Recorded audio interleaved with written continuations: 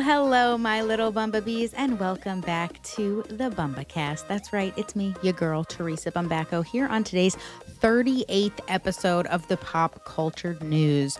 As you can see, I'm moving my camera angle around every week, trying to give you the best view of all my little figurines. I hope everyone's doing well this week. I'm staying alive, I made it through the full moon last night. I hope everyone else did as well, because it was pretty chaotic. Lots of negative forces coming at me from all angles. Yeah, that's usually what happens when you have pretty big opinions. Sometimes people have big opposing opinions that triggered them. Speaking of being triggered, Michael Welch, I wanted to make a formal statement on the podcast just to have it on the record, okay, that this man that I previously stated was an ally for Palestinians and people displaced in Gaza and what's going on over there. I don't believe he is an ally. There was an incident that took place a few days ago. He posted on his Threads account his opportunity to make the flooding in Texas a politicized statement. He mentioned how distraught he was over the flooding in Texas and what's going on, and then hit the space bar or the enter bar twice, and then deliberately chose to spend the next 2 to 3 sentences going on about how we should be more proactive about these things in the future so that we can be less reactive. Well, less than 48 hours after this tragedy occurred and, over 20 little girls were found dead after this flooding, I don't think now's the time for you to put your 2 cents in on what's the best course of action, because you're not the best person to say what the best course of action is. You may have an opinion, but opinions are like assholes. Everyone has one. Michael Welch, everyone has one. I did not like the way he worded it. I did definitely call him out on it, but what I said was not anything out of the ordinary. I didn't flippantly attack him or anything like that. I'll read you exactly what his post said on Threads. My heart is heavy for the people of Texas, and especially those kids. I'm so sorry for what those poor families are going through. I can't imagine. And then he hit the enter bar twice and goes on to say, hopefully we as a society can start prioritizing big picture, long-term planning in a way that would be beneficial to people so we can start being preventative rather than reactive at the time. Blue heart emoji.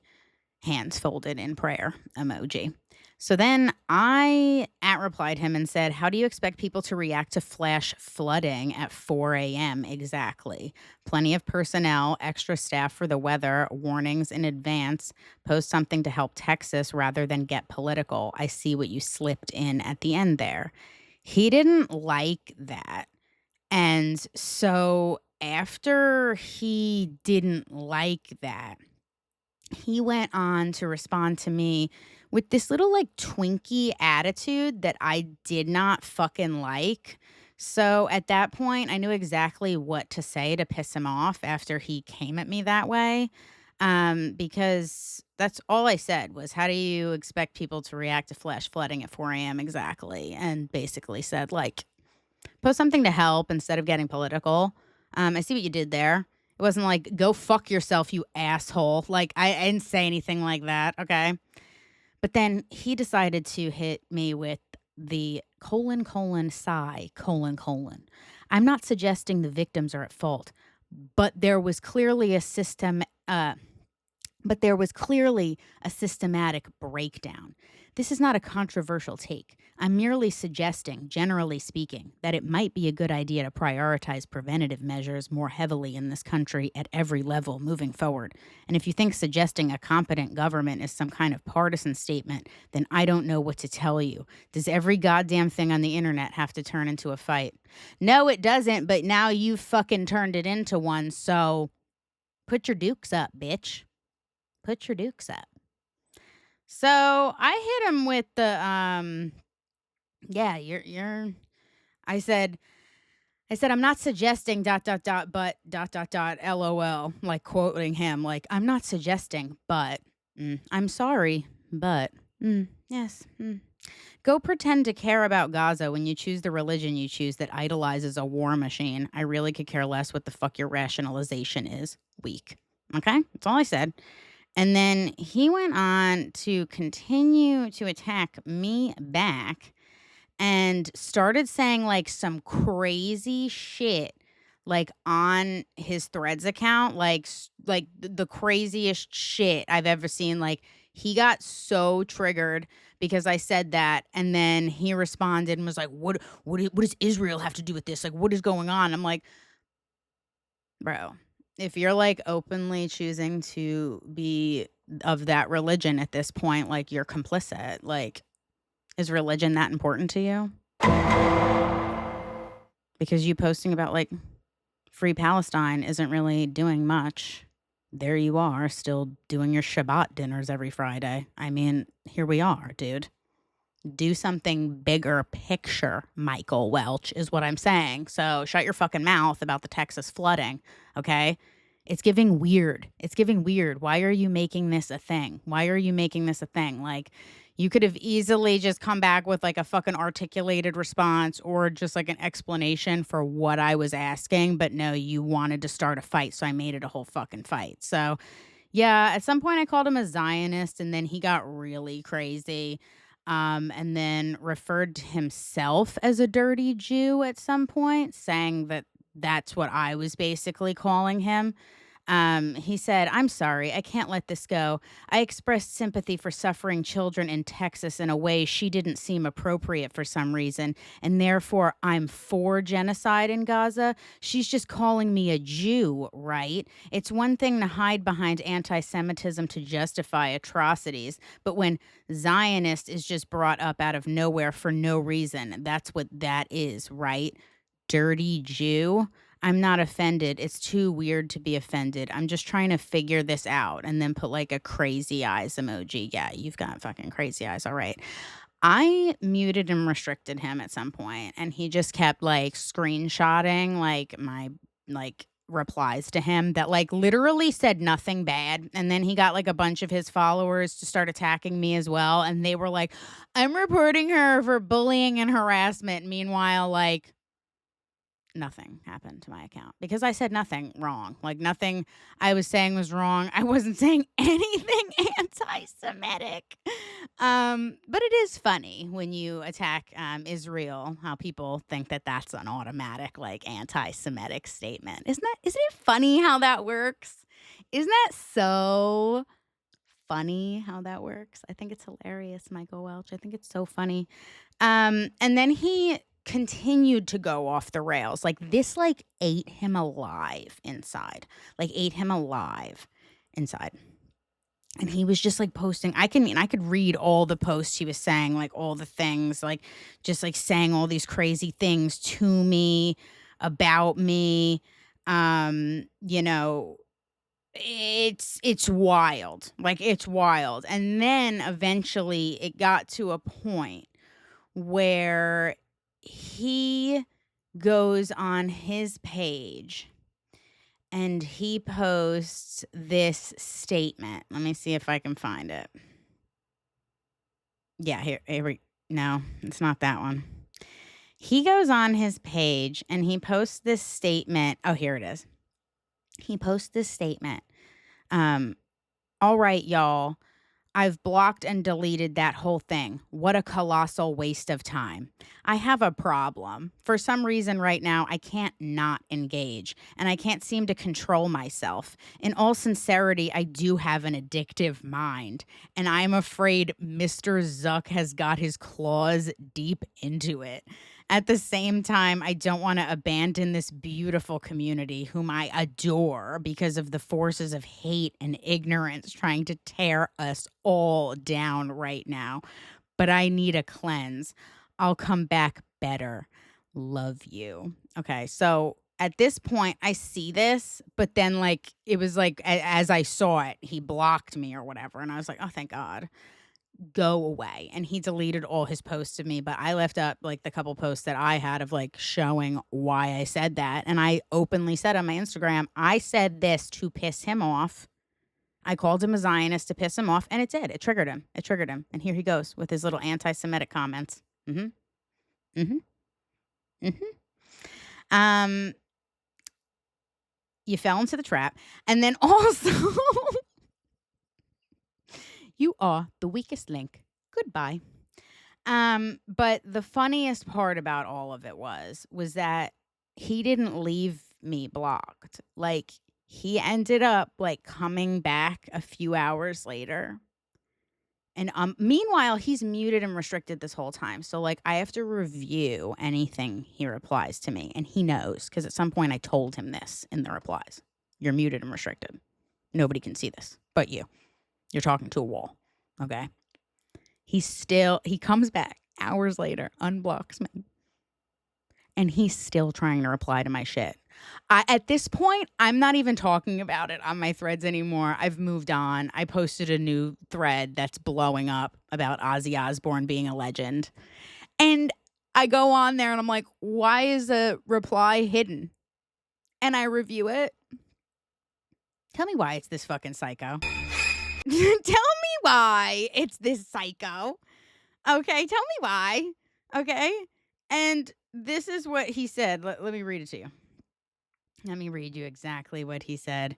He goes in the replies and tries to respond to my Ozzy post and go, hey, I'm so sorry to bother you. I just have one more point of clarification, if you don't mind. Why would I be a secret Zionist? Because I don't know if you've noticed, those folks are really outspoken about their support for this genocide, and I've been equally outspoken against it for the past 2 years. From your perspective, what exactly is my game plan? Like, why would I pretend to be against something that I'm actually for in your mind?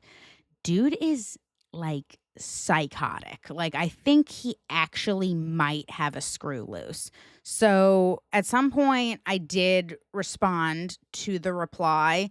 I'm not sure if he ever saw it. I let it sit there for like at least 20 or 30 minutes before I completely just blocked his accounts because I was like, I'm not entertaining this shit anymore. He's clearly got something going on.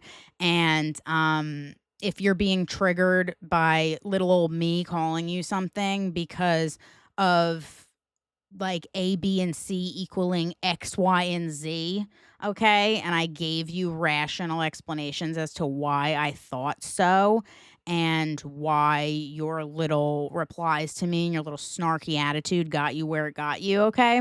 If you're getting triggered by little old me saying those things to you, okay, there's something deeper going on. Okay. There's something very deep, like a lot deeper going on than what's going on. And I don't give a fuck about your little weirdo friends and like the people that are in your replies that are like Mazel and like saying Israel and putting up fists. Like it's not looking so good for you. Like that you have people in your replies like sending you things like this in response to me calling you a Zionist. Like you have Zionists coming forward in your replies and feeling like this is a safe space that says something about you. It has nothing to do with me, okay? I believe you are a Zionist, okay? What are you going to do about it? You can't do fucking shit about it, Michael Welch. You can't do shit, okay? That's why I blocked your ass. And he also sent me a crazy unhinged DM and I didn't even bother to screenshot it or anything because I didn't realize that he had sent me a DM on Instagram after all this was going on, like before I blocked his account again, after he unblocked my account and came back, okay? He sent me like this crazy like 3-paragraph DM calling me all kinds of fucking like names, saying that I was a coward, saying I was this, saying that I was crazy, get help, this, that, and the other thing. Meanwhile, he's the one that's sending unhinged, crazy replies. Like, I didn't delete any of my replies. They're all still up there. It'll just say, like, unavailable post. Like, it'll be, like, replied to unavailable post. Like, all my shit is still there. Nothing I said was crazy. And those people reported my shit. It's still up. So, obviously, I didn't say something crazy enough that Meta deemed it bullying or harassment. Oh.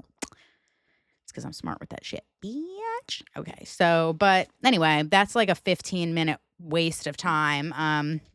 I hope he feels the validation that he needed because I know he's going to be watching this because he's not got nothing else going for him. He's just a struggling actor. I mean, he's a married father who was choosing to spend a Sunday arguing with me on Threads, trying to get a reasoning as to why I thought something about him, and got so aggressively offended that he tried to like get his like under 10,000 followers to like attack me. Like, bro, go to some kind of fucking convention where some weirdo just got into Twilight and they're like, oh my God, I just watched Twilight for the first time ever. Hey, oh my God, it's Mike. Bro, literally the fucking most awkward person in those fucking movies, aside from the other kid, Kevin. Is that his name? His name Kevin? I don't fucking remember. But yeah, Bella, how you liking the rain, girl? I hate him. Annoying. If I could fast forward through all his parts, I definitely would. He's just mad because he has no lips. I mean, like, ultimately, that's what it boils down to at the end of the day. Like, bro, if I looked like that and my career was where it was at this point in time, where when I was a part of, like, some huge saga like that, like, yeah, I'd probably be upset too. And, like, you know, instead of, like, spending time with my family on a Sunday, choosing to fight somebody on the internet that has absolutely no relevance to their life is exactly what I would feel I would need to do to fight that insecurity and that deep darkness that I struggle with at night. Anyway, so we've got quite a few things to cover today. I don't know how much of that I'm going to keep in this episode. Maybe I won't fucking put any of it in there. Maybe I will just put what I'm talking about in there. I don't give a fuck, because at the end of the day, I'm glad I pissed you off enough that you feel the need to like put all that shit up on your page, because nothing I said was what you're saying. Like, nothing that those people think of me is going to affect my day-to-day life on a daily basis at all, because nothing I said was wrong, okay? Whether you disagree with it or not doesn't make it wrong. Nothing was unethical. Nothing was immoral, okay? But what he was saying was like he was tiptoeing the line on what's okay and what's not okay to say after a fucking tragedy. Okay? Like, let's hold off on what you as a fucking washed up Hollywood actor has to say about what kind of disaster prevention efforts we can put in place for Texas. How about you just like sit this one out? You're not. Hello? Are you fucking stupid? So, like I said, we've got 10 topics to cover here. We'll see how long this episode is. I'll probably just keep everything in there. I don't give a fuck. I said what I said. I said what I said. I said what I said. Because we've got quite a few things to cover. Most of the stories are going to be pretty quick, but a lot of things have happened in the last week and a half, and I think it's time for us to talk about them, because how could I not? So first things first, okay? I want to say real quick, after last after the last episode when I talked about Charlie from Next Gen NYC, that little crypto punk ass shithead or whatever. I've been seeing a lot of things come up on my TikTok, like For You page now, and just in general with like Bravo pages talking about the crypto thing with Charlie being there and being involved. So I don't know if it's like my algorithm, like picking up on the fact that I did a podcast episode about this and put the episode out or whatever, and it's finally suggesting things of more people talking about it. I don't know. Maybe they fucking saw what I was talking about and they got inspired because they were all really new within the last like few days or so. Like this is not, put the episode out on June 30th. Okay. So I don't know.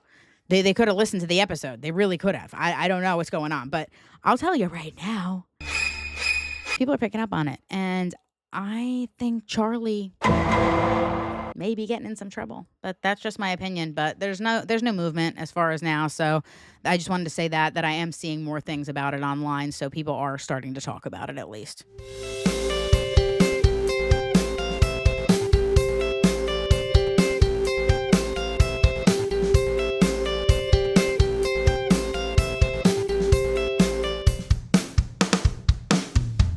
Obviously want to talk about Michael Madsen unfortunately passing away at age 67. They're saying it was apparent cardiac arrest after they did an autopsy. It was pretty sudden. I don't think he was sick or anything like that. It was just, heart attack or something like that, which is unfortunate because, God, like that's just so sad, like, and scary, to have a heart attack and be completely alone and not, that's why I think everybody that's over 55 years old should probably have a life alert or something, some kind of way to get in touch with somebody. But obviously we know Michael Madsen from his roles in most Quentin Tarantino films, Kill Bill, Volumes 1 and 2, Reservoir Dogs. There was a statement released by his managers that was sent out, quoted, "In the last 2 years, Michael Madsen has been doing some incredible work with independent film, including upcoming feature films Resurrection Road, Concessions, and Cookbook for Southern Housewives, and was really looking forward to this next chapter in his life.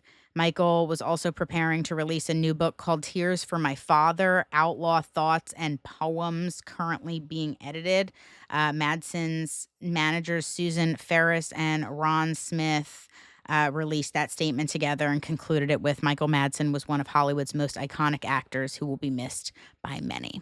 Very true. As we know, he played Mr. Blonde in Reservoir Dogs. Iconic scenes with that. I don't want to give anything away if you've never seen it because it is one of those movies that like a lot of people, probably haven't seen. He did go on to collaborate with Tarantino in The Hateful Eight as well as Once Upon a Time in Hollywood. He was in over 300 films. Are you kidding me? Are you kidding me? Are you kidding me? Insane. Like a career, a whole career. More things he was in if you don't recognize him from Quentin Tarantino's films: Donnie Brasco, Thelma and Louise, Sin City, The Doors, Species, Mulholland Falls, and Once Upon a Time in Mexico. He likes those Once Upon a Time movies, huh?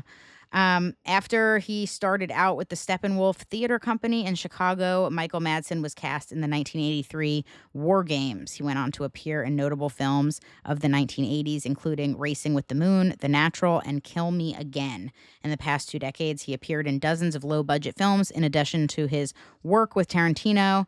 Madsen was born on September 25th, 1957 in Chicago to Elaine, who is a filmmaker and author, and Calvin Christian Madsen, who is a firefighter. His siblings include Cheryl Madsen and, of course, as we know, Oscar-nominated actress Virginia Madsen from Candyman. Off-screen, Madsen was also a published poet with several collections to his name, including Burning in Paradise, Expecting Rain, and his forthcoming book, Tears for My Father, Outlaw Thoughts and Poems. I guess in 2024, he was arrested on charges of domestic battery after he had an apparent altercation with his estranged wife, Deanna. I guess the two had a son together, Hudson, who died by suicide in 2022. But he has 5 other children surviving him. So very sad stuff. Virginia Madsen, his sister, also gave a statement. She posted on her Instagram story, my brother Michael has left the stage. He was thunder and velvet, mischief wrapped in tenderness, a poet disguised as an outlaw, a father, a son, a brother, etched in contradiction, tempered by love that left its mark. We're not mourning a public figure. We're not mourning a myth, but flesh and blood and ferocious heart who stormed through life loud, brilliant, and half on fire, who leaves us echoes, gruff, brilliant, unrepeatable, half legend, half lullaby. I'll miss our inside jokes, the sudden laughter, the sound of him. I'll miss the boy he was before the legend. I miss my big brother. Thank you to everyone reaching out with love and memory. In time, we'll share how we plan to celebrate his life. But for now, we stay close and let the silence say what words can't. So very sad, I couldn't, God. Very sad stuff. I can't even imagine. The two siblings appeared together as fictionalized versions of themselves in director Michael Mongillo's 2007 comedy mockumentary Being Michael Madsen. The film included many of Michael's former co-stars, including Daniel Carradine, Harry Dean Stanton, and Daryl Hannah. So rest in peace to Michael Madsen, and you're one of the lucky ones. You got out. One of the lucky ones, man. Jesus. Okay. Next up on the docket, we've got Amanda Batula. Obviously, if you're watching this and you don't know who Amanda Batula is Amanda from Summer House, that is on the Bravo series with her now husband, Kyle Cooke. They've been on Summer House since day one. They've been doing it. This is coming up on their 10th year, I believe. I am only really bringing this up because I thought this article was like, I don't know if they wrote it a certain way to make it seem a certain way, but it definitely read to me like Amanda's got some marital regrets here. So I've been saying this for a while, and I don't want to purposely put out any kind of negative information about them at all because, I could be totally wrong and nothing bad happens, and they remain married and ride off into the sunset and have kids and, move to New Jersey like Amanda wants to do and, do all the things. I could be totally wrong and totally off base, but I don't. Something tells me that this relationship is on the rocks, and they are both doing absolutely everything they can to make it seem like they're both fine, that they're working through it. The reunion for Summer House itself from this past season was very... That's suspicious. That's weird. I don't know. Doesn't look too good. Basically, Amanda was saying, I don't want to have kids with you right now. I want to have kids, but not with you. Not now. Thanks. And also, now this article comes out, and I just didn't like the way that it read. I don't feel any one way toward Amanda or Kyle. I've met Kyle. He's a total sweet guy. He's really nice, and I'm a fan. I really like Amanda as well when she's like more separated from Paige. But that's neither here nor there. So let's get into the article from Us Weekly. So Amanda sat down with a podcast on June 30th called Trading Secrets with host Jason Tartick. And I guess they were kind of discussing her finances, jobs, income over the years, whatever. And she tells the podcast host that she had the marketing job she had for 5 years, and 3 of those years she spent filming Summer House and only received a salary of $50,000 per year from Summer House. So that's just, think about that when you think about how much reality stars get paid, and then they do not get residuals. They don't get so if they're re-airing the episodes, this, that, and the other, they don't get those, that they don't get streaming residuals. That doesn't exist. So if you ever want to know if a reality star is making money on the show, they're not. So when the host when the host also asked Amanda whether she made more money during her first season or second season of Summer House, she said that she probably made less during the first season, probably more than half less. So she made about like $25K, it says, in the first season of Summer House. So even that's not a lot either. But you also have to think, like, it's not even a yearly salary. That's just for like a few months. So a year, more like a season. You're like in the Hamptons. They're paying you to be in the Hamptons for a few months. Cry me a river. But yeah, so anyway, this is where it gets interesting. As they start to wind down about her overall like career, finances, and whatnot, they start talking about prenups. And she's quoted saying, "I messed up major. I don't know if it was the movies we watched growing up or the tabloids, but prenup had such a negative connotation. It was connected to divorce. It always felt so messy. You would see celebrities, prenup this, prenup that. It didn't feel like a smart thing to do, so we didn't sign one." She goes on to say that she thinks everyone should sign a prenup, and she equated the idea to health insurance. She says, protect your assets for them to protect theirs. You have no idea what is going on. You think you're in love and happy now, and it could all end really messy. And then what? You're screwed. Everyone should get a prenup. Hear it from the girl that didn't get one. I should have protected my assets. Game over. She's like actively in this marriage with Kyle, like, I regret it. I should have gotten a prenup. I didn't protect my assets. Take it from the girl that didn't get one. Like, this was a mistake. Like, you can't rely on these people forever. Waking up in the morning, thinking about so many things. Say what you will, but that don't sound too good to me. Say what you will. It does not sound too good to me. It doesn't. It really doesn't. It doesn't scream. I don't know where I was going. It doesn't scream love. It doesn't scream happiness to me. It screams like I'm making more money than my husband now, and I'm kind of upset about it because I didn't protect my assets. That's what it sounds like to me. I mean, like, because didn't Kyle say like a couple seasons ago, like, spoiler alert, if you plan on watching Summer House, if you have not yet, didn't Kyle say like a couple seasons ago or like this season, I think it was last season, not this one that just ended, but the one before that, like he was legitimately talking about how he was like $4 million in debt or something. So I don't, maybe this is why Craig didn't want to invest in Loverboy. I'm just saying, like, I mean, sometimes there are legitimate reasons for things. Sometimes, it's, just because my girlfriend is good friends with your wife doesn't mean that I need to invest $25,000 into a brand that, like, nobody's going to buy because you're so in debt. Like, I don't know. I mean, I love Kyle and Amanda, but we're, like, getting to a point. We're getting to a point.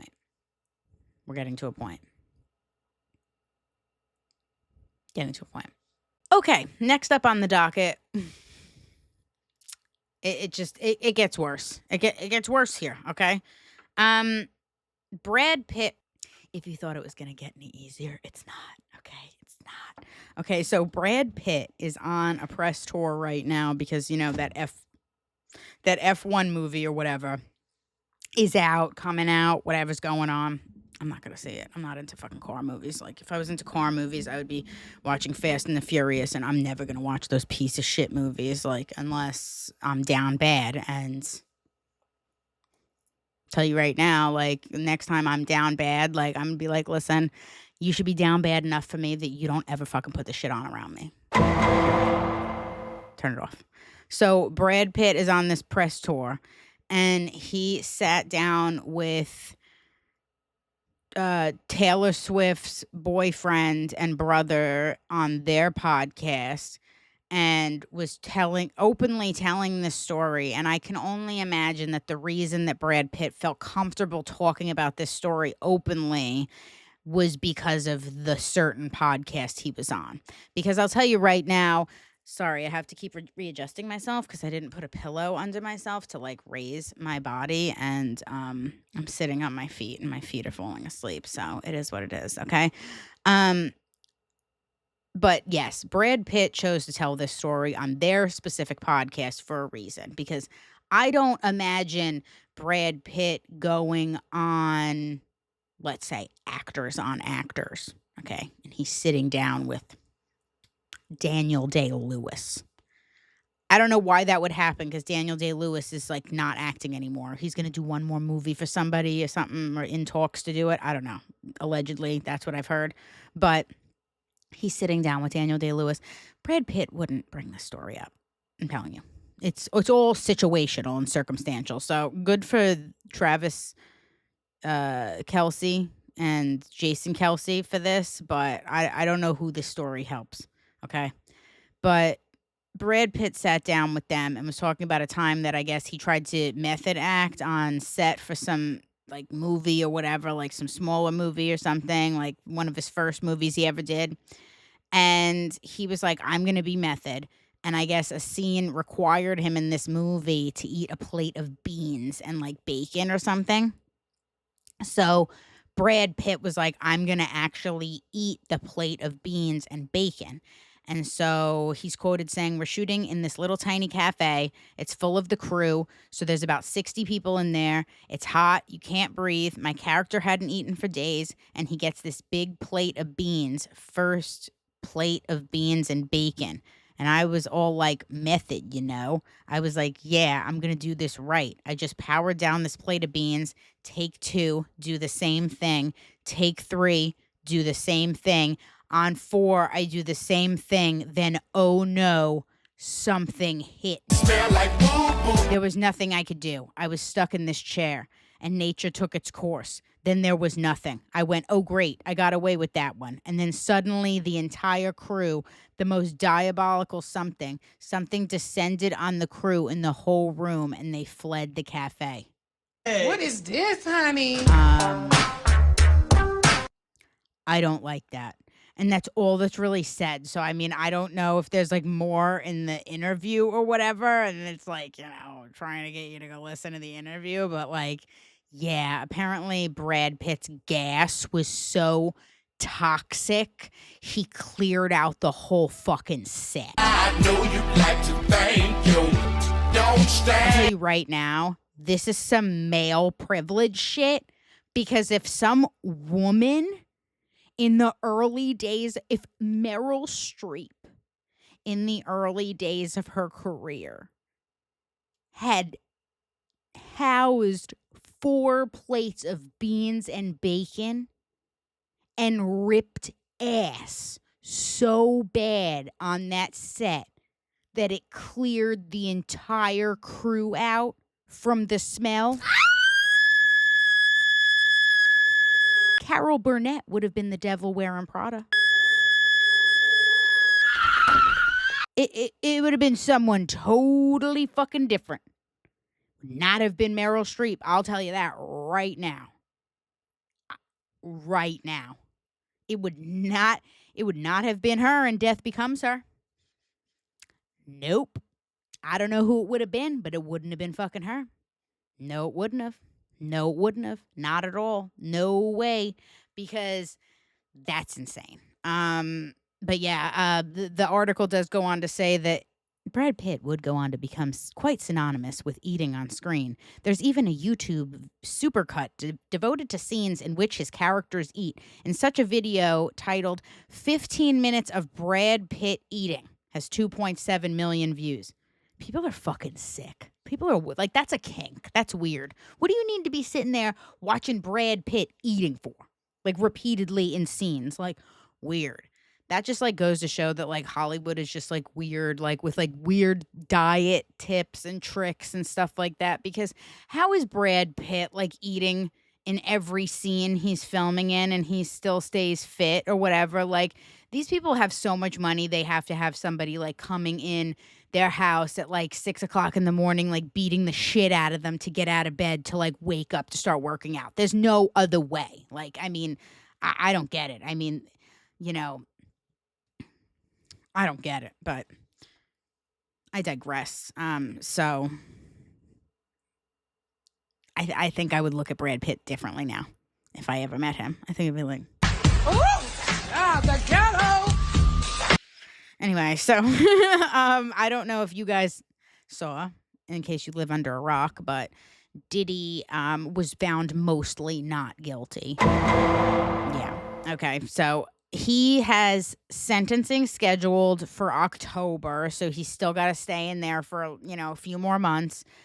He was denied bail, thankfully, because the judge does feel like he does still pose a danger. We've all established that, he is a domestic violent abuser, and that's something that the defense even said in their closing statements. We're owning the domestic violence. Like, we admit to that. So that's probably a big reason why the judge was like, no, you're staying in here. Staying in here until your little sentencing. If you don't know exactly what he was acquitted of, but he was acquitted of racketeering, conspiracy, and sex trafficking. But the things he was found guilty of were the prostitution charges. So the prostitution charges were transportation prostitution charges. So I don't know what the difference is in transportation prostitution as to sex trafficking. I guess like consent is what falls in the difference there, but I thought the women that testified said I didn't want to go. I was forced. I was under control. Like, if I didn't do this, I was threatened. So like, isn't that the same thing?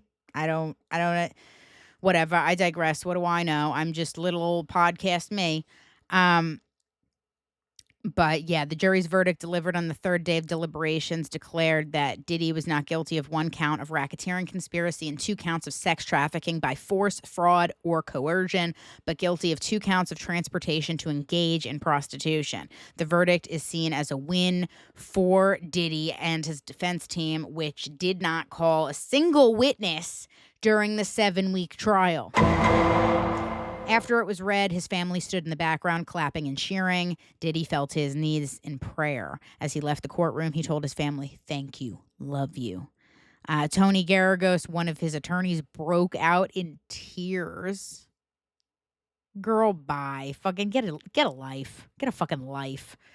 His lead attorney, Mark Agnifilo, made a fist in triumph as the defense team hugged one another and hugged his family.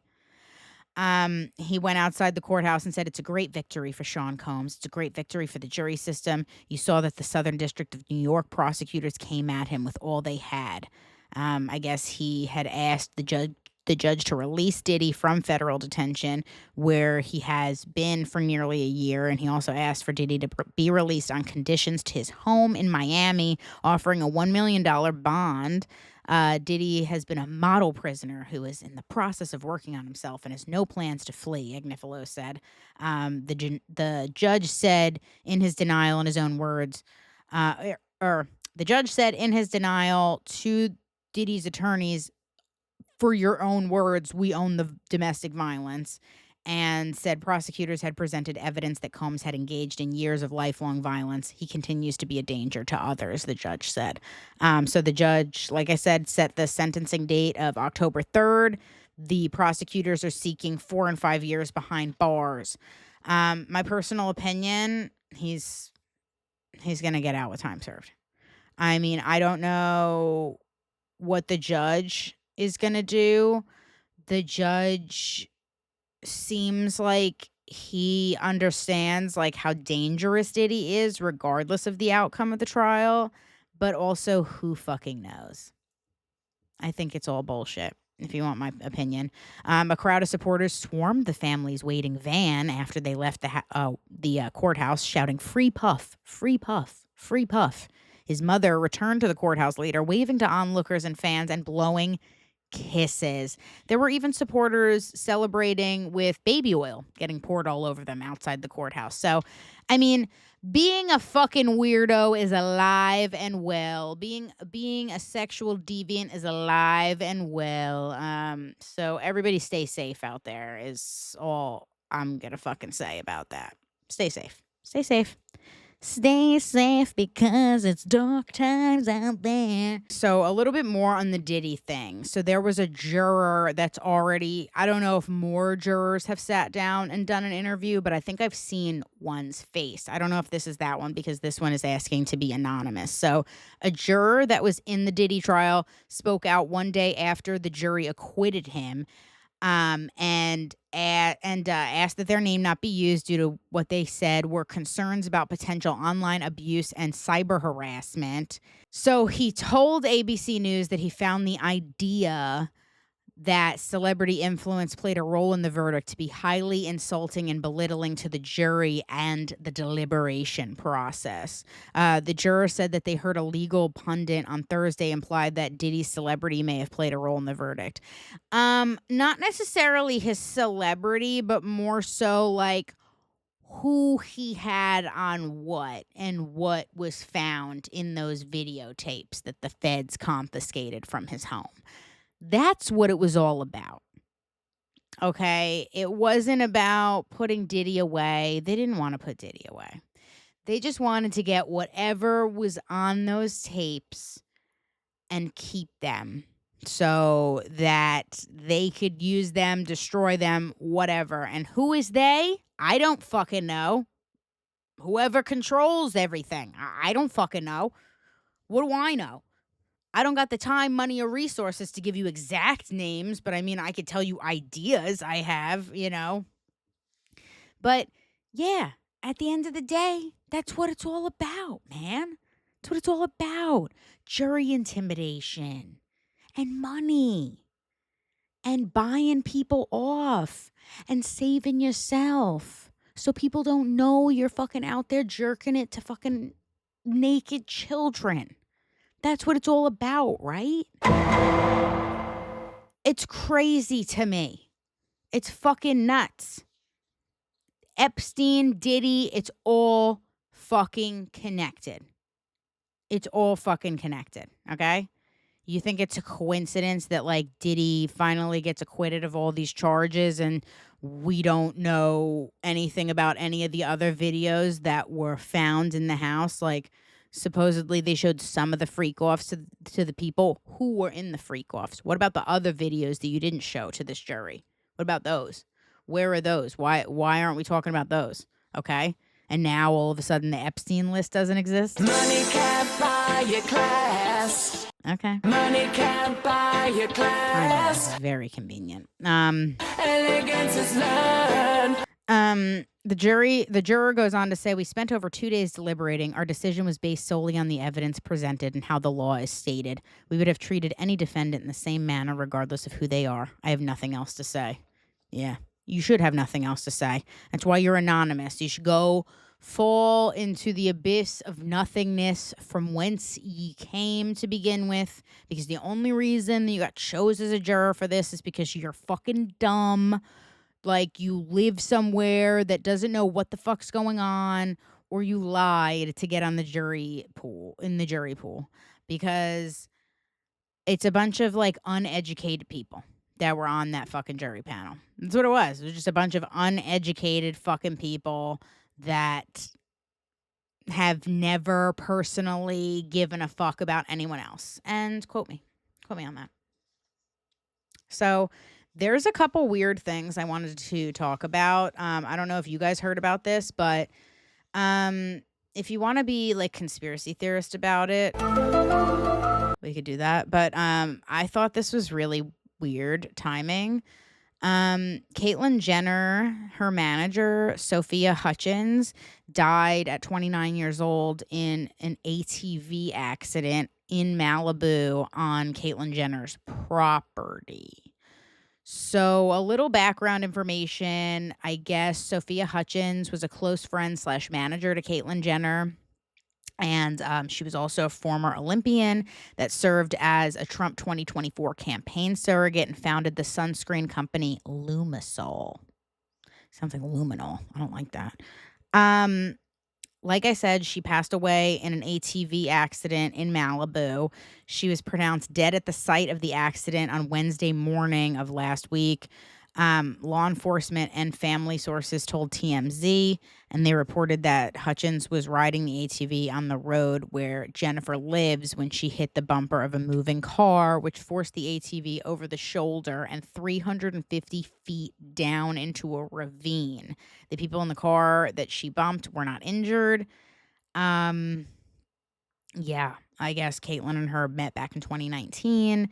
There was some kind of rumor going around that they may have been romantically involved, but both of them openly denied anything of the sort. I guess they originally met, people were saying, when Sophia was like 18. Like they met like originally around like the time that she was transitioning or something, but says here they met in 2019, so that wouldn't match up. But I'm not exactly sure. Maybe that was 2019 of just like when the article was published. I'm not sure, but people are saying that they knew each other when she was 18. But I think that's very weird. Rest in peace to her. I don't even know how something like this happens. Like, you bumped a car. It was on Caitlyn Jenner's property. You bumped a car and then fell 350 feet down into a ravine. What car? What car? Apparently she was riding an ATV with someone else too or something. And this isn't the first time that like Caitlyn Jenner has been tied to some kind of weird death with a motor vehicle. Like when she was Bruce, I think it was before she transitioned, when she was still Bruce, she killed somebody or he killed somebody, however you would word that, killed somebody in a car accident. I don't know. And to make matters worse, Kim Kardashian is coming forward 8 months after her lifer best friend, Lindsay May, died of a rare cancer. Scary. Scary. Rest in peace to her as well. Yeah. There's not really much on it other than, you know, they're creating foundations in her name. She was part of a close group of friends that Kim dubbed the Lifers. And I guess it also includes some kind of CEO, Allison Statter, some Caviar founder, Sarah Michelson, yoga teacher, Ashley Kassan, and Henry Winkler's daughter, Zoe Winkler. What the fuck? Yeah, I don't know. I mean, I think it's really weird. I think it's in poor taste to speculate about anyone's death unless we have like a legitimate reason to think. But I think the timing of it all is very bizarre, and I always think it's really bizarre when I see somebody super close to a celebrity like this dying, like, so, like, not necessarily Kim's friends, but like Caitlyn's manager or assistant or whoever she was. Like, I don't know, like the circumstances around that are very bizarre. And I don't know. I think it's also very weird that Kim decided to announce it like within days of Caitlyn Jenner's manager dying in the ATV accident. I don't know. It's fucking weird. I think anything involving that family is fucking weird. There might not be anything to this. I'm just being a hater. The big news that we're getting into right now. We're going to talk about the Epstein list because apparently it doesn't exist anymore. Apparently, you know, Jeffrey Epstein, who, you know, was convicted of these horrendous crimes, that killed himself in his prison cell with a minute of footage missing from the time that he was dead or killed or found dead or whatever the fuck it is, the time that's missing from the video footage, the security footage, okay? That guy, okay? The one where his, you know, right-hand woman is actively serving a 20-plus year prison sentence or whatever the fuck, okay?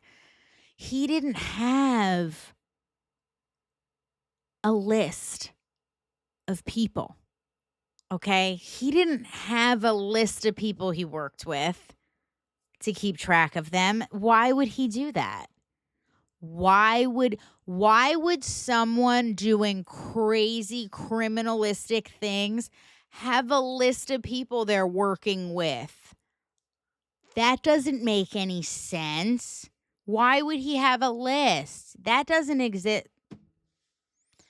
Literally, I learned what the term black pilled meant just a couple hours before I started recording this, and we are literally being black pilled by the United States government.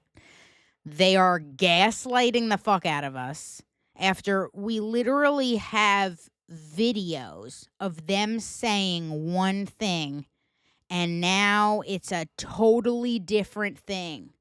Totally, like, complete and utter denial and existence of something happening that they openly and publicly admitted existed. No, never happened. Forget it happened. Why are we still talking about this? Why are we still talking about that guy? Why? Excuse me? Why? So, here's my thoughts. I think that the whole we're going to give you the list thing was a tactic to make it seem like the current administration was going to give you information that you wanted. You want to know the people in power that are responsible for doing evil shit to young women and possibly trafficking them, okay? On top of that, okay? You want to know. And then you use that as a way to get back in with the people, okay? And now that the Diddy case is closed, you've got all your videos from that. Jeffrey Epstein is dead. Ghislaine Maxwell is in prison. All of that is tied up. You're in the Oval. What list? I don't know what you're talking about. Because that says the confidence of, I've got all the information that could have hurt me, and now I can publicly deny existence of any of it because I was in it. Guess what, motherfucker? No, you are gross, and you set me up. And I have it now. So it doesn't matter. It doesn't exist. That's what it says to me. It doesn't matter whether we get the list or not. It's like when someone says, like, you ask someone a question, and for example, did you go on a date with that person? I'm not gonna say. I'm not gonna say. You say without saying, because if it was a no, you would just say fucking no. It's like the I plead the fifth shit. You know what I mean? Like, you plead the fifth. Why do you plead the fifth? We know why you're pleading the fifth. Okay. There's never a time where someone does something incredibly evil and forgets all about it. It's never a fucking time. There's never a time. It doesn't happen. It doesn't happen. It doesn't happen. Okay? So, lawyer Alan Dershowitz, who is also on the list, probably because he's an attorney associated with Jeffrey Epstein, so that's probably why, whatever. Allegedly, he's on the list. The list that I found online, it's in an archive, okay? So, it's out there.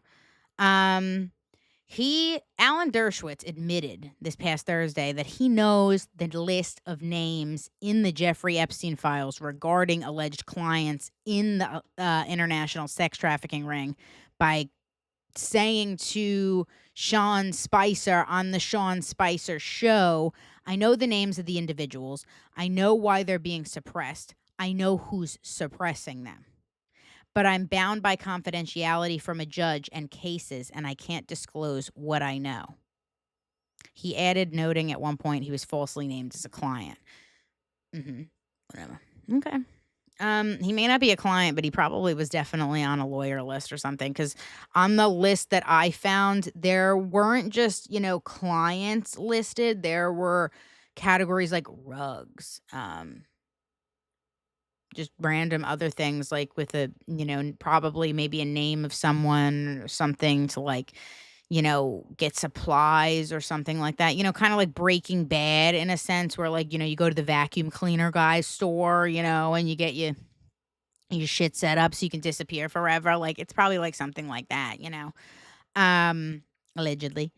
The Trump administration vowed earlier this year to release the documents and names of individuals tied to Epstein's inner circle. Tech billionaire Elon Musk ignited flames after reminding the public that President Trump was formerly one of Epstein's acquaintances after dissing the Big Beautiful Bill. The president brushed off the comments related to Epstein earlier this week, saying, "Are you still talking about Jeffrey Epstein? This guy's been talked about for years. You're asking, we have Texas, we have this. We have all of the things. And are people still talking about this guy, this creep? That is unbelievable." And that's what he said on Tuesday to a reporter who asked about the Epstein files. The White House has remained that there is no client list, a narrative that some question, obviously.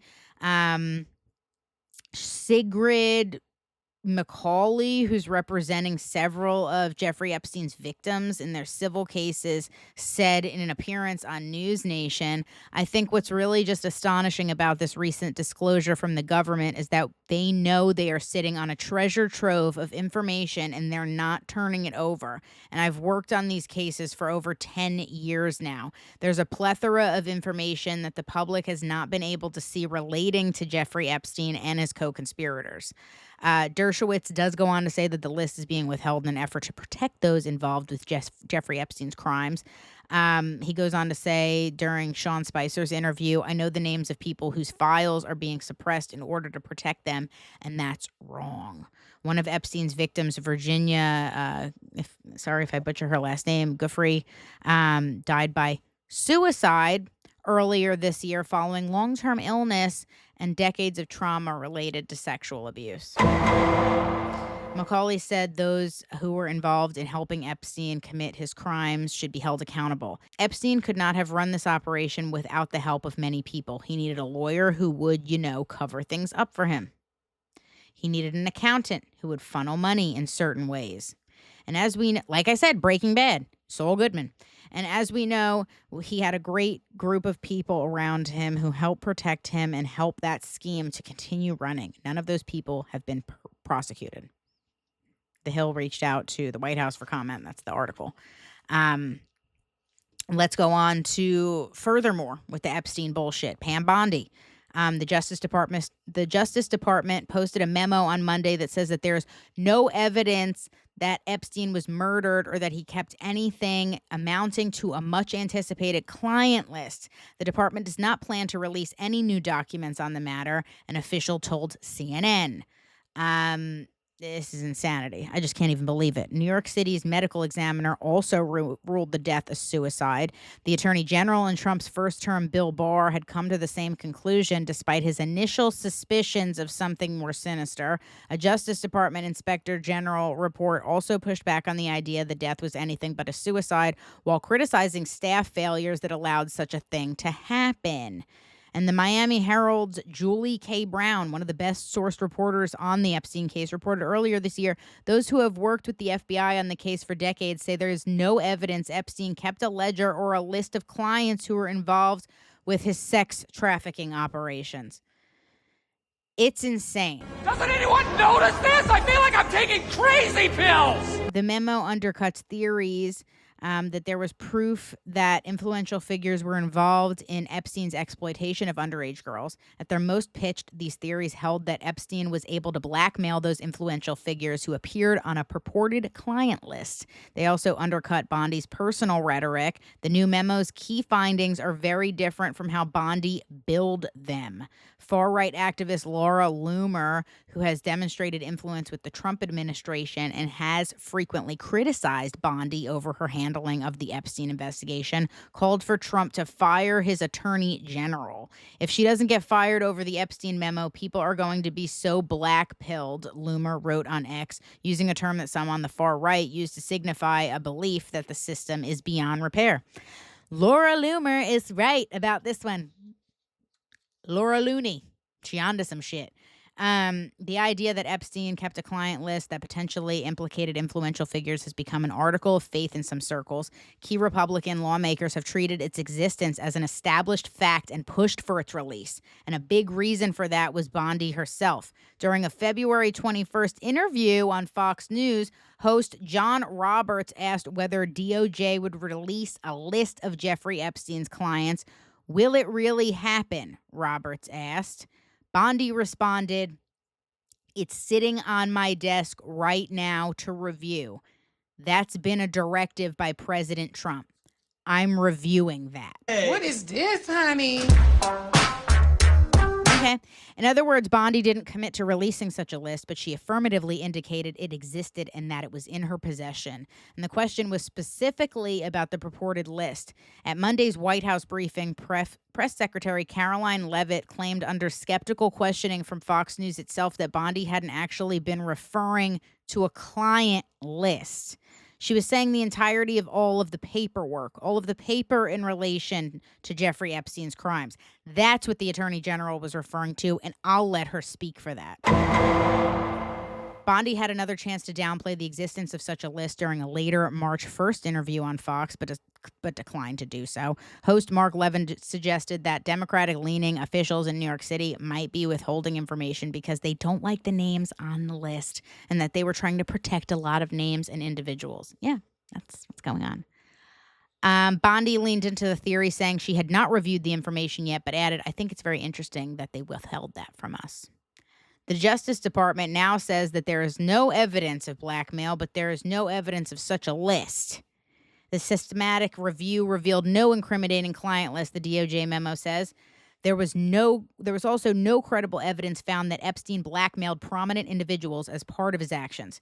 Elon Musk, who formerly served in the Trump administration and has previously alleged on social media that the real reason officials have not made more Epstein files public is because Trump's name is in them, has appeared to take shots at Bondi on social media. What's the time? Oh, look, it's no one has been arrested o'clock again, Musk posted on X around 4 a.m. Eastern time on Monday. In another puzzling claim, Bondi said there were tens of thousands of videos of Epstein with children or child porn. Bondi first made the assertion on a secretly recorded video. Then she repeated the claim publicly, possibly in an effort to get ahead on that video's release. There are tens of thousands of videos of Epstein with children or child porn, and there are hundreds of victims, Bondi said publicly on May 7th. But just a month later, FBI Director Kash Patel appeared to walk back Bondi's claim. He indicated on the podcast for Joe Rogan that there was no video of people committing crimes on Epstein's island. Is there video from the island? Rogan asked. Not of what you want, Patel said. Hello? Are you fucking So this narrative might not be accurate, but there's videos of these guys doing this, Rogan asked. Exactly, Patel confirmed. Patel added at another point, if there was a video of some guy or gal committing felonies on an island and I'm in charge, didn't you think I'd see it? In everything to prove that you are a bully and a I'm going to bang my head into the window like that woman from The Happening. Like, I can't do this, okay? Bondi's allegation puzzled lawyers and law enforcement officials involved in Epstein's criminal cases who were unfamiliar with any trove of videos an AP investigation reported last week. And now the DOJ memo further undercuts Bondi's claim. The memo cites over 10,000 downloaded videos and images of illegal child sex abuse material and other pornography. But that's both videos and images, and it only makes references to images of Epstein, not videos, let alone tens of thousands of them. And then the DOJ memo in the above instances also suggests Bondi oversold the evidence and suggested she publicly undersold findings in another area, the number of victims. Bondi had on multiple occasions indicated there were around 250 victims. She said, this will make you sick, she told Fox in late February. 200 victims. 200. So we have well over 250, actually. In the Levin interview on March 1st, she cited the 254 young girls, women who are victims of sex crimes and sex trafficking. Doubled down. 2 days later, she doubled down on the number in a Fox interview with Sean Hannity. But the DOJ memo cites many more victims. It says it's in review and confirmed that Epstein harmed over 1,000 victims and each suffered a unique trauma. So we're all being blackpilled. That's what's going on. They're like, yeah, well, what are you going to do about it? We've got all the information now.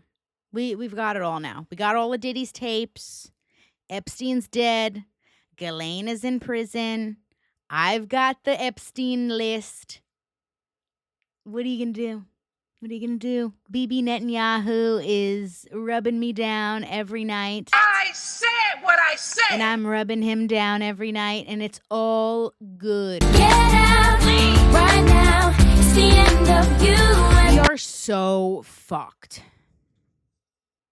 Like, we're honestly so fucked. Yeah, I'm talking to you, you toxic waste of life. Okay, let's go on to the next few stories because I don't even know how many I have left. I think I have like maybe 2 or 3. I'm not sure. Hopefully we can wrap this up. You know, I'm surprised that I made it this short and after I bitched and moaned about Michael Welch for 20 minutes. But anyway, so Waking up in the morning, thinking about so many things. I just Next wish up on the things would docket. get better. Nicki Minaj is going after Jayz.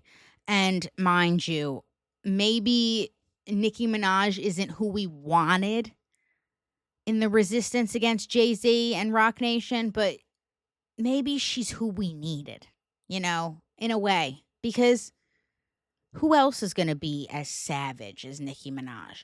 I'm not sure. I'm really not sure. I mean, other than Ye, like straight up, like on X/Twitter calling Beyonce and his kids slow. I don't think anybody else is gonna go.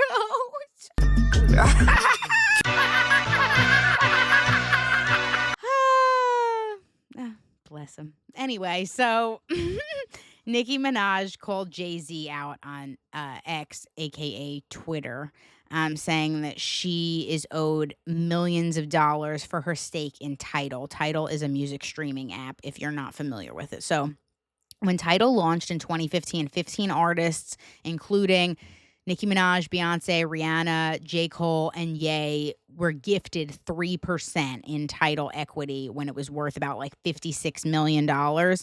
In 2021, Tidal was sold to Jack Dorsey's owned Square for $302 million. And then Nicki Minaj and the other celebrity owners reportedly kept their stake after the sale. Nicki said that she was offered $1 million for her share of the company, not the around $9 million that would come if the company was valued at the price of the Square sale.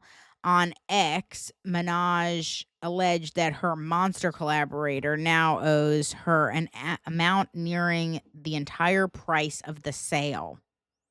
I don't know where you come up with those numbers, but maybe it makes sense. She says, we've calculated about 100 to 200 million so far. Hashtag Jay-Z, call me to settle this karmic debt. It's only collecting more interest. She added that, you still in my top 5, though. Let's get it. Blank, she continued. She also posted some kind of selfie saying that if you refer to Jay-Z as Hove, you're going to have to answer to God for your blasphemy. So don't do that. Don't do that now. A bunch of barbs were backing her, obviously, you know, like, I think it's going to be a fun fight. I mean, somebody pointed this out to me on Threads when I was talking about it the other day. They're like, oh, you know, now the Bayhive and the Barbs are going to fight. They're going to, you know, start battling. And I was like, yeah, well, I'm going to pop my popcorn because I'll tell you right now, those fucking Barbs can fight. I don't give a shit about the Beehive. Those Barbs can fight. Like, those are some curb stomping bitches. Like, it ain't a joke. It ain't a joke. Like, Nicki Minaj straight up married a murderer. Like, this is not a joke. Like, Psycho killer. that's the Barbs. So, but yeah, no. So I'm gonna choose the smart side in that fight. She also said that she'd use the money to claim. She said that she'd use the money that she receives from Jay-Z to send some of her Barbs to college, pay their school fees and student loans via her Student of the Game charity. She also goes on to continue bullying him because I guess Jay-Z is currently battling this 18-year-old or so in court that is claiming Jay-Z is his father. That's suspicious. That's Apparently, weird. this kid was birthed sometime in the 90s when his mother hooked up with Jay-Z. The mother is now deceased.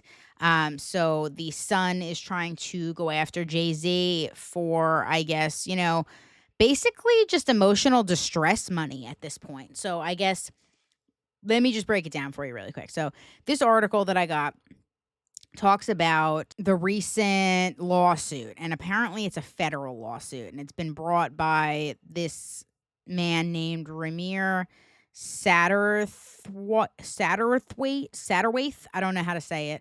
And his caregivers' decades-long harassment from Jay-Z.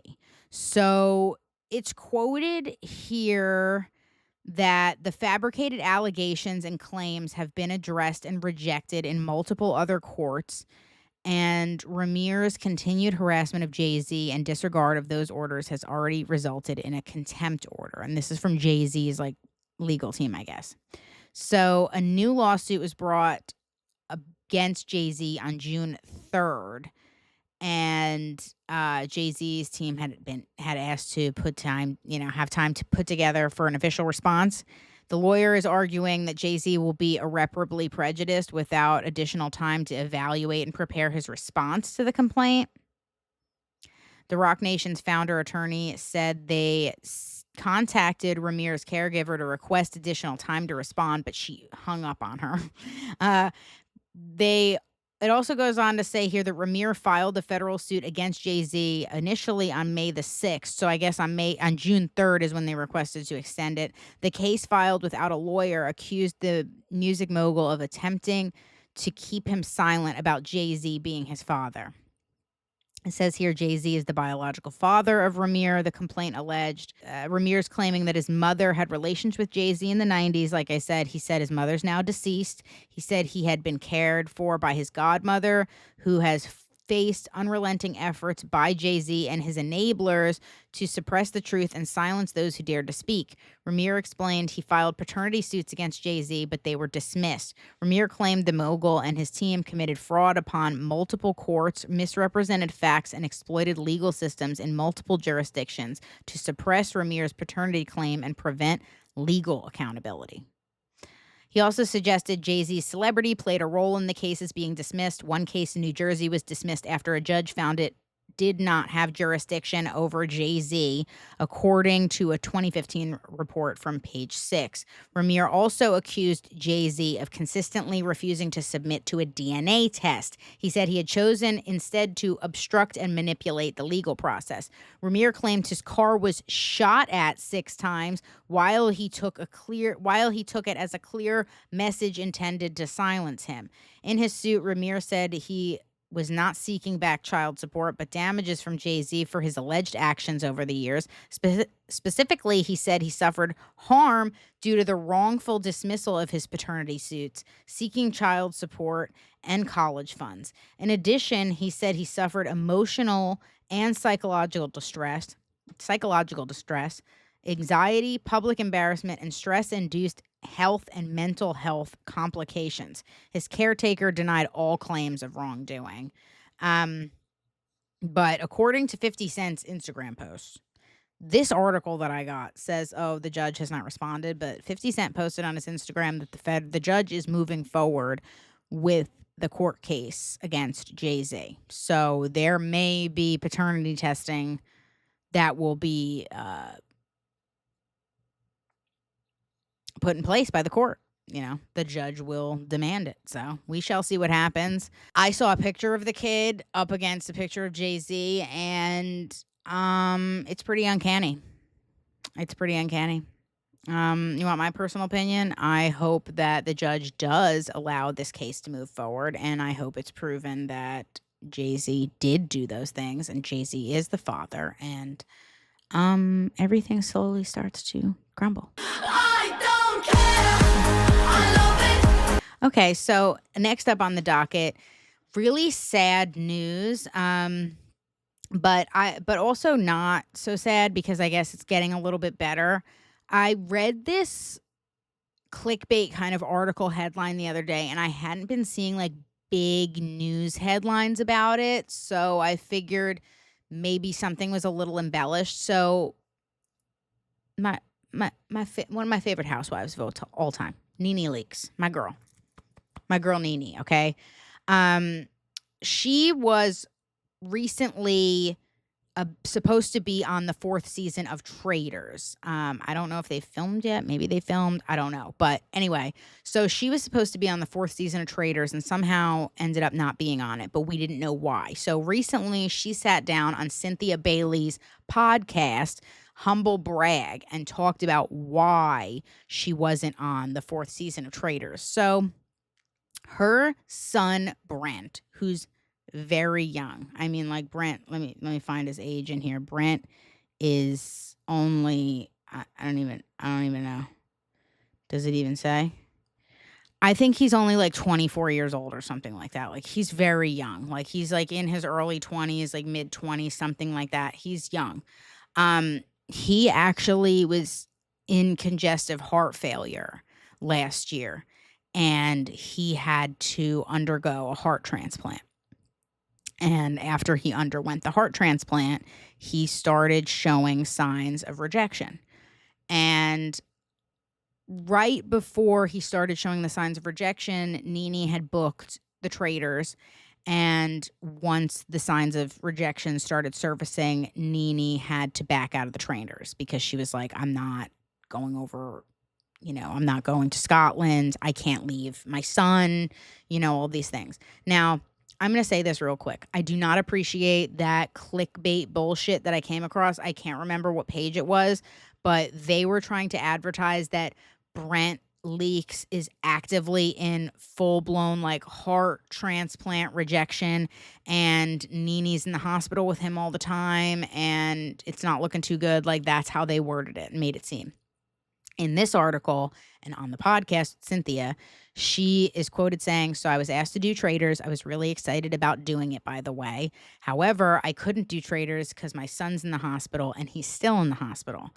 Like I said, he was previously hospitalized in October of 2022 after he started suffering from congestive heart failure and a stroke. In July of 2024, last year, is when he underwent the heart transplant. NENE said it was about a 14-hour surgery and he had to relearn how to walk and communicate. She explained that his heart started rejecting the implant, or his body started rejecting the heart implant, and he was back in the hospital for treatment to stop the rejection, and he's taking a little while longer to recover. She said, I'm so glad I said no. I kept thinking maybe Brent would be so much better by June. My fear was committing and then having to go back to them and say, I can't do it. So that was never going to work. Brent was very sick. It was no way I could be committed to it. And I believe you have to go out of the country to film the series. NENE wanted to do all of the great things on the show and come back really strong. A blogger had said NENE did not take Traitors because the check wasn't big enough. I was like, no, I got the check. I couldn't do it. She said that had Brent been in the place he's in today, she would have gone to Scotland. We can FaceTime. He's talking. He wasn't walking at the time. Now he's walking. He's talking. So he's doing better. He's on the mend, but he's not out of the hospital yet completely or in the clear completely just yet. So everybody send good vibes to NENE because I swear to God, this woman has gone through so much in her life and like, what the fuck? It's really sad. I mean, her husband, Greg, passing away, a few years ago. And now the one son she has with Greg, like going through such a serious health crisis is really sad to me. So I hope that Brent heals completely. And I don't know anything about heart transplants or transplant rejections or anything like that. But I'm really hoping that it can be reversed. At least a rejection can be reversed. Please. Because Jesus fucking Christ, enough is enough. Leave this woman alone. You know what I'm saying?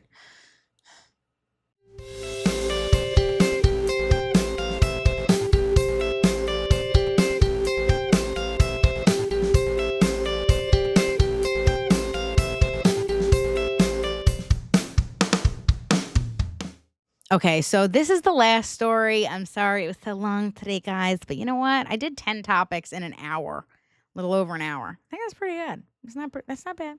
That's not bad. So I did want to talk about this briefly because this is just like a theory I have because I don't know if Machine Gun Kelly is doing some like next level PR for himself or whatever. You know, people are getting creative with it these days, but I'm going to tell you right now.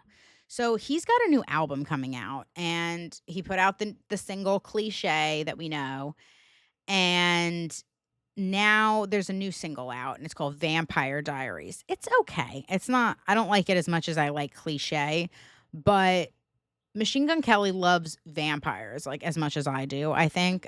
He got the little like teeth like caps, little fang caps that he's got in his mouth now, the little fang veneers, whatever the hell. And, you know, there's the song. Him and Megan Fox are about, you know, drinking each other's blood, I think, or doing something, eating each other's hair. I don't remember. No shade. I love them both. But, yeah, so there's my kind of background reasoning. Like, I'm like, okay, you know, he's a little dark, a little gothic. You know what I'm saying? So that's fine. Whatever. That's neither here nor there.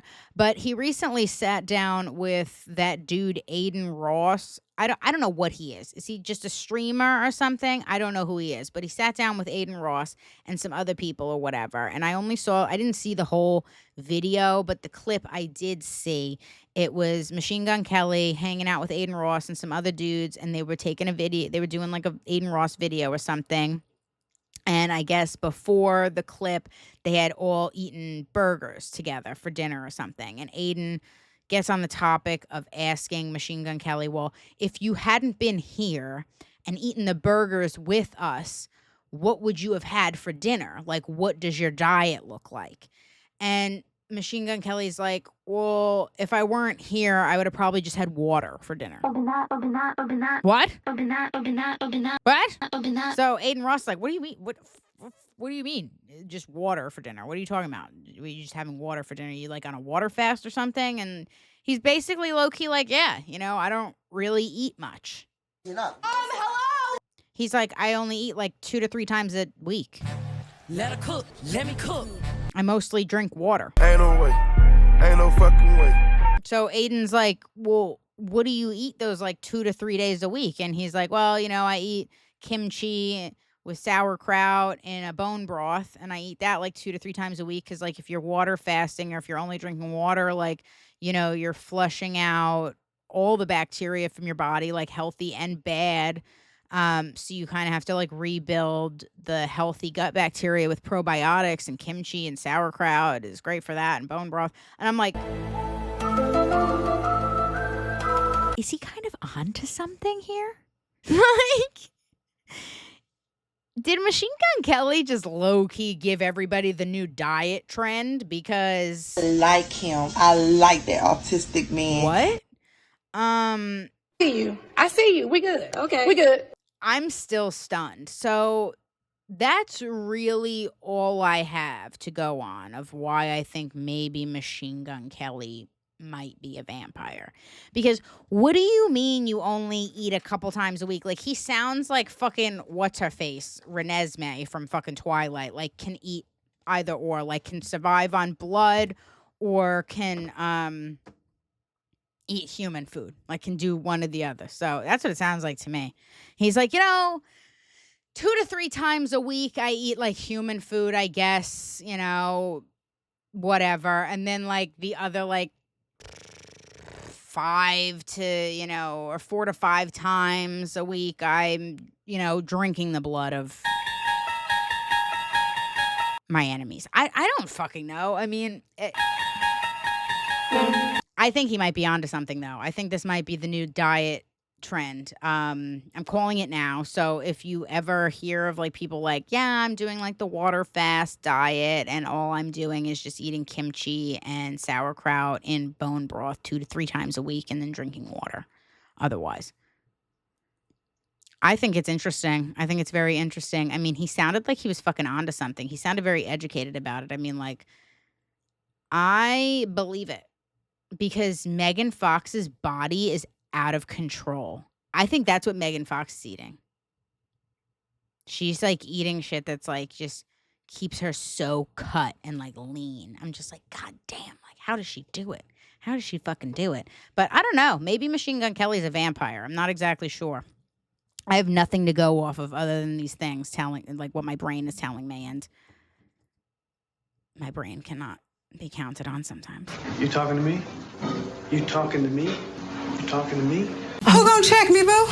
Well, that's a wrap on this episode of the Bumba.cast, 38th episode of the Pop Cultured News. I hope you had as much fun as I did, keeping you as updated and as pop cultured as I physically can. You know I do it all for you and the love and support you keep on giving me.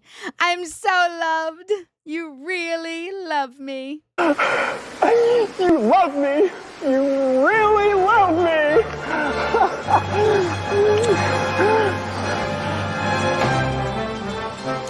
I'm so grateful. Keep on spreading the good word, and don't forget to turn on those automatic downloads wherever you get your podcasts. And if you're not following me on social media, what's your damage? That's at Bumba.cast on Instagram, Threads, and TikTok, as well as right here on YouTube if you're watching at the Bumba.cast pod. So, until next time, I'll see you soon, my little Bumbabees.